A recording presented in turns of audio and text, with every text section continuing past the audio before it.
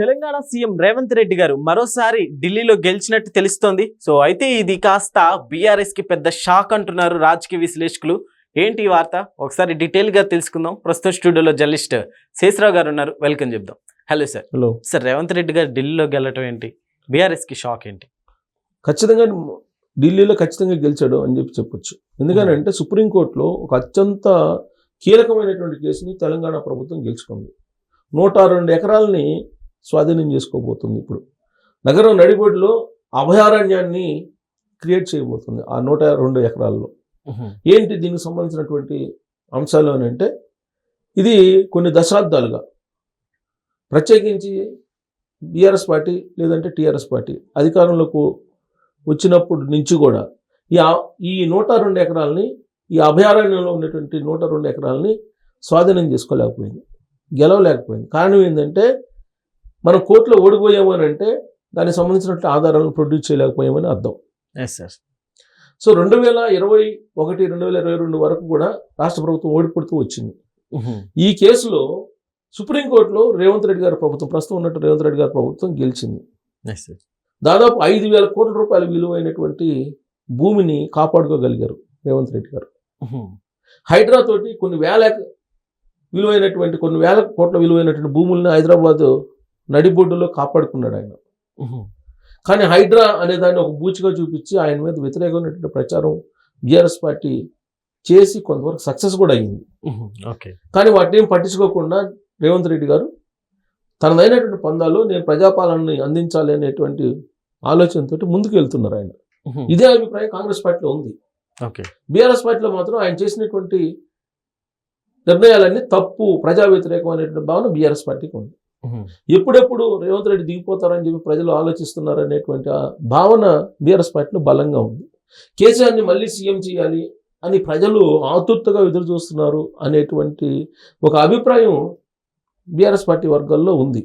ప్రత్యేకించి BRS party వర్గాల కంటే కూడా కల్వకుంట్ల ఫ్యామిలీలో ఉంది. కేటీఆర్ కానీ, లేదంటే హరీష్ రావు గారు కానీ, లేదంటే కేసీఆర్ గారు కానీ, వీళ్ళందరికీ అలాంటి అభిప్రాయం ఉంది. నీళ్లు నిధులు నియామకాలు అనేటువంటి కాన్సెప్ట్ తోటి తెలంగాణ ఉద్యమాన్ని తీసుకొచ్చి తెలుగు రాష్ట్రాన్ని, ప్రత్యేకంగా తెలుగు రాష్ట్రాన్ని 2 భాగాలుగా చేసినటువంటి కల్వకుంట్ల ఫ్యామిలీ ఇవాళ నీళ్లు నిధులు నియామకాల్లో ఏం చేస్తుంది? ఇప్పుడు భూములు కాపాడాలి. ఆ రోజు ఆంధ్ర వాళ్ళు దోచుకున్నారు అన్నారు. మరి భూములు ఎవరెవరు దోచుకున్నారు? ఐడిపిఎల్ భూములు దోచుకుంది ఎవరు అనేది కవిత గారు చెప్తున్నారు.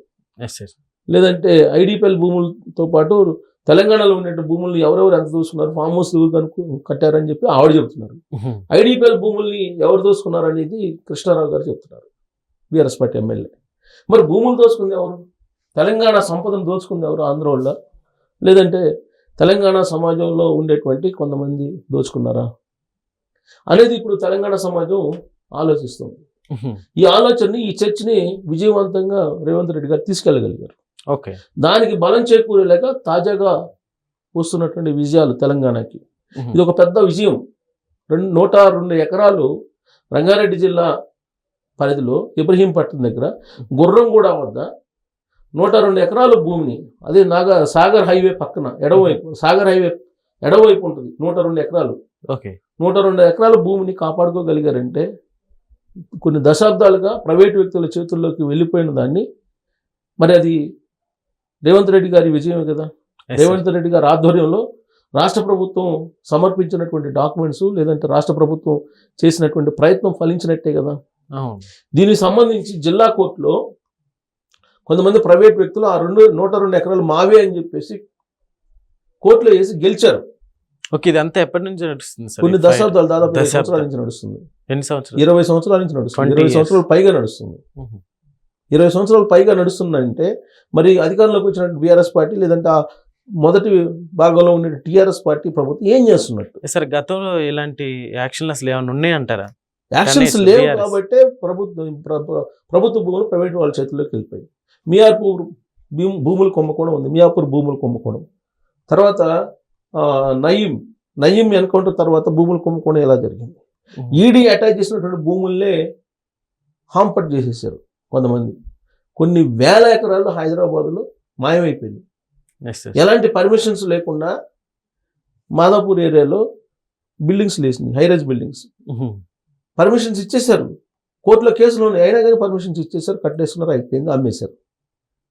ఇలాంటి పరిస్థితి హైదరాబాద్లో నెలకొంది.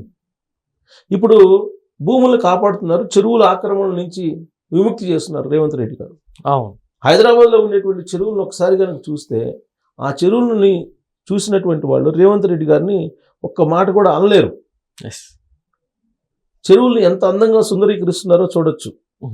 నేనుండే దగ్గర ఓ చెరువు ఉంది, సున్నపురాయి చెరువు అంటారు, దాని చుట్టూరు ఆక్రమణలే. వాటన్నిటిని తొలగించి ఇప్పుడు దాన్ని సుందరీకరణ ఇస్తే అసలు ఎంత అందంగా ఉందో, బ్యూటిఫుల్గా. ఓకే. ఇంకా రెండోసారి ఆక్యుపై చేయరు కదా, ఆక్యుపై చేస్తే హైడ్రా ఉంది అనేటువంటి భయం అయితే ఉందిగా. ఇప్పుడు కొనుక్కునే వాళ్ళు కూడా చాలా మంది ఇంతకుముందు చెరువుల్లో కట్టినా కానీ కొనుక్కున్నారు.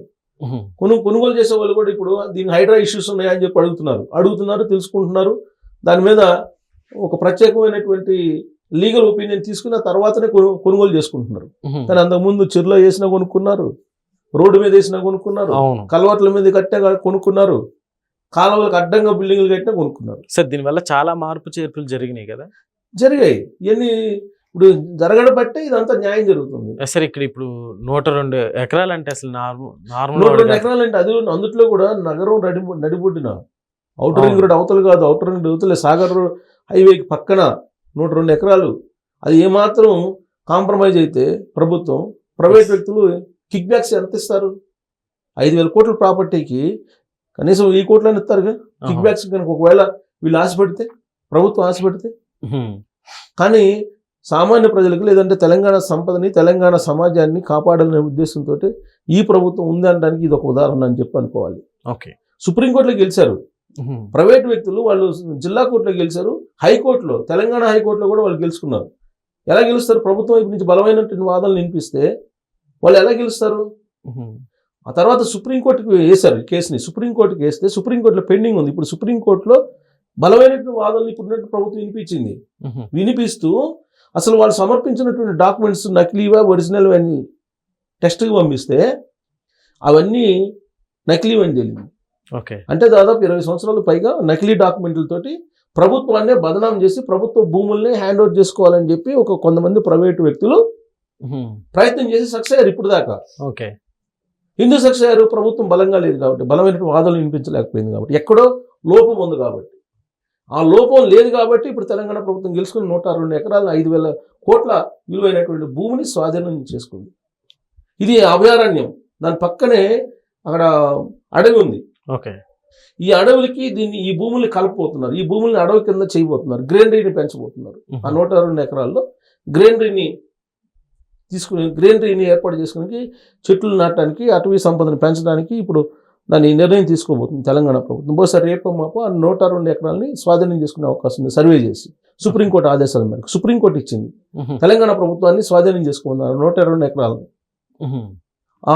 దాని ఆదేశం మేరకు స్వాధీనం చేసుకోబోతున్నారు. స్వాధీనం చేసుకొని పక్కనే ఉన్నటువంటి అభయారణ్యంలో దీన్ని కలిపేసేయండి అని చెప్పి చెబుతున్నారు, ఫెన్సింగ్ వేసేసి. ఓకే.